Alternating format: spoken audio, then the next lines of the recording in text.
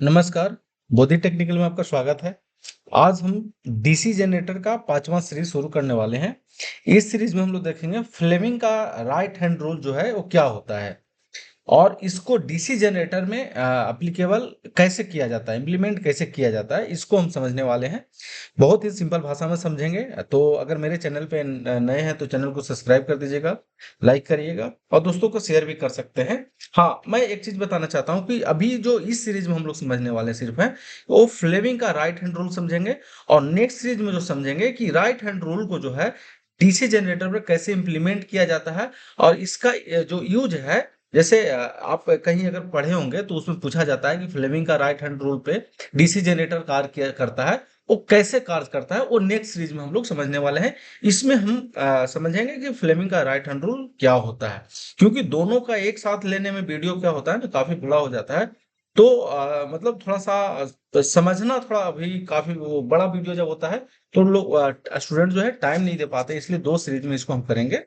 ठीक है, तो आज हम सिर्फ फ्लेमिंग का राइट हैंड रूल समझेंगे।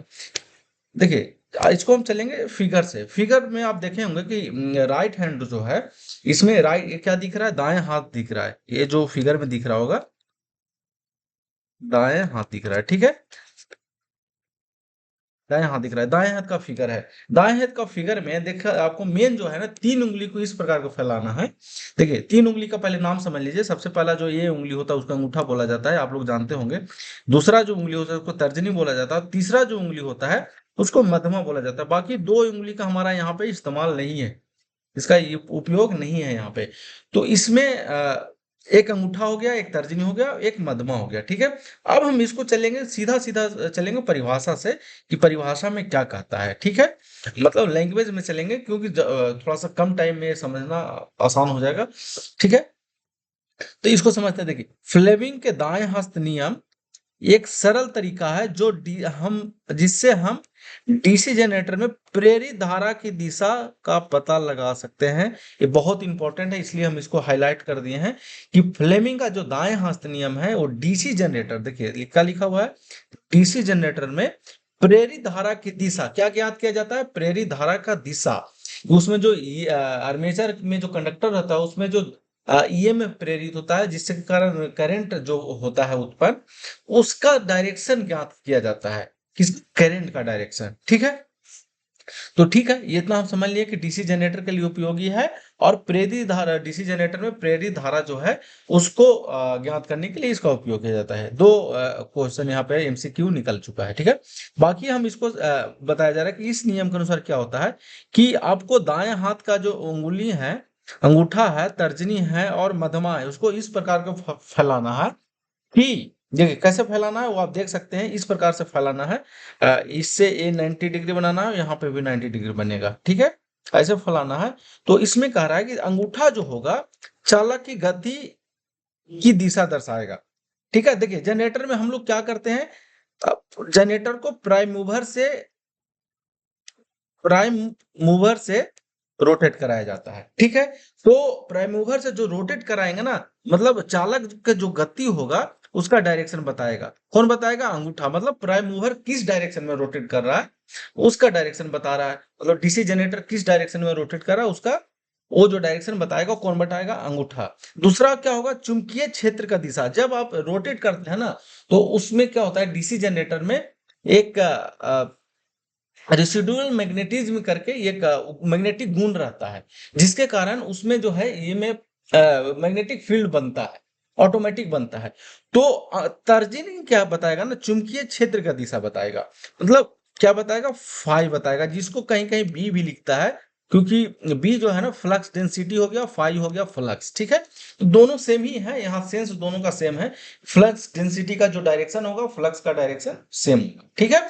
तो चुंबकीय क्षेत्र का दिशा जो बता रहा है, तो तीसरा जो मध्यमा होगा ना वो प्रेरित धारा का दिशा बताएगा, ठीक है। मध्यमा जो होगा, ये जो आपका मध्यमा जो है ये वाला जो है ये प्रेरित धारा का दिशा बताएगा। जैसे देखिए, ये बता रहा है मोशन, मोशन किस में होगा, प्राइम मूवर में होगा, ठीक है। ये क्या बता रहा है, फील्ड का डायरेक्शन।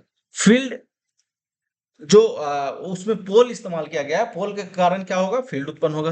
तो ये दो को जो होगा इसके कारण क्या उसमें उत्पन्न होगा, क्योंकि देखिए डीसी जनरेटर है, डीसी जनरेटर में क्या होगा उत्पन्न, करंट उत्पन्न होगा।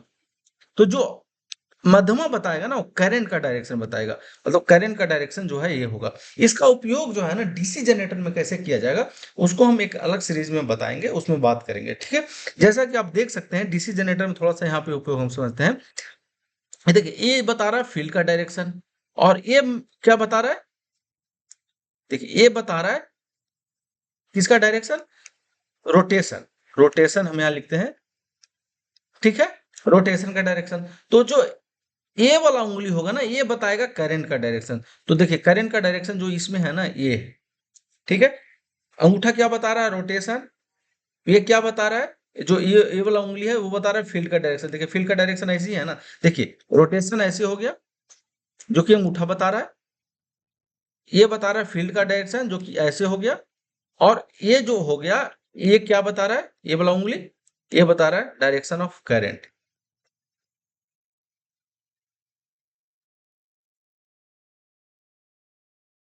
ठीक है, करंट। उम्मीद है कि ये आपको समझ में आ रहा होगा और इस पर इसमें किसी प्रकार का कंफ्यूजन नहीं हो रहा होगा, ये भी हमको उम्मीद है, क्योंकि बहुत आसान है। तीन उंगली को आपको दाएं हाथ को उंगली को तीन उंगली को ऐसे फैलाना है कि एक जो है अंगूठा जो है मोशन जो बताता है या रोटेशन बताता है, जो हमारा तर्जनी है वो फील्ड का डायरेक्शन बताएगा, तो हमारा जो मध्यमा है ना वो करंट का डायरेक्शन बताएगा। इसका इम्प्लीमेंट हम डीसी जनरेटर में कैसे करेंगे उसको हमको फिर से बात करेंगे, ठीक है। तो चलिए हम आज का प्रश्न हमारा जो था, हम एक्चुअली यहाँ पे छूट गया था। हमारा आज का जो प्रश्न था वो कि डीसी जनरेटर में फ्लेमिंग किस नियम पे कार्य करता है, डीसी जनरेटर जो है फ्लेमिंग के किस नियम पे कार्य करता है।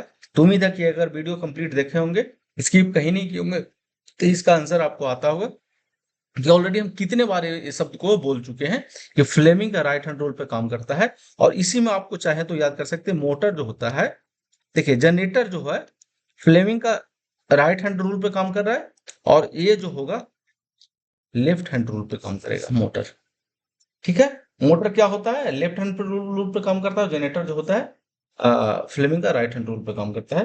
तो चलिए आज वीडियो को यहीं पे समाप्त करते हैं। अब हम देखते हैं नेक्स्ट सीरीज में देखने वाले हैं, वो है कि फ्लेमिंग का जो सॉरी फ्लेमिंग का राइट हैंड रूल को डीसी जनरेटर में कैसे जो करंट का डायरेक्शन निकालने के लिए हम लोग यूज करते हैं वो कैसे उपयोग करेंगे उसको हम चर्चा में करने वाले हैं। तो चलिए वीडियो का यहीं पे समाप्त करते हैं, मिलते हैं नेक्स्ट सीरीज में। आज के लिए इतना ही, थैंक यू।